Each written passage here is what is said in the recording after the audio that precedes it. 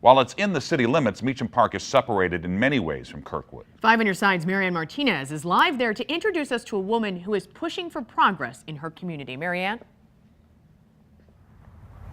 Mike and Ann, well, behind me is Big Bend Boulevard, and this is Milwaukee Street. It is the one-way in and one-way out of this neighborhood, Meacham Park. So, as you said, it is kind of separated from the rest of Kirkwood. But one woman who lives here wants to change that, make things better for the people who live here. If you visit Meacham Park, chances are you'll run into Harriet Patton. This is my elementary school. Harriet has lived here all her life, more than 60 years.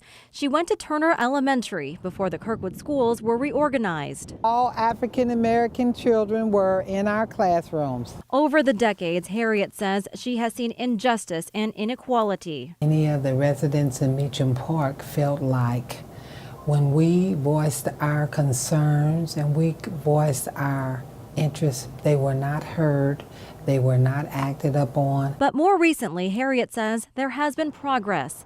The neighborhood park and playground have been restored, and there are more opportunities for students. This year we were able to give 3 scholarships to 3 students. Meacham Park worked with the city of Kirkwood and the school district on an annual MLK Day celebration. And Meacham Park community members met with the newly hired Kirkwood School superintendent. When we come to the table and dialogue, we found that this is a route to open up all of the closed doors that never have been opened. Still, Harriet says there is more work ahead. She would like to see more African Americans in city leadership roles. In the leadership, we need to see that.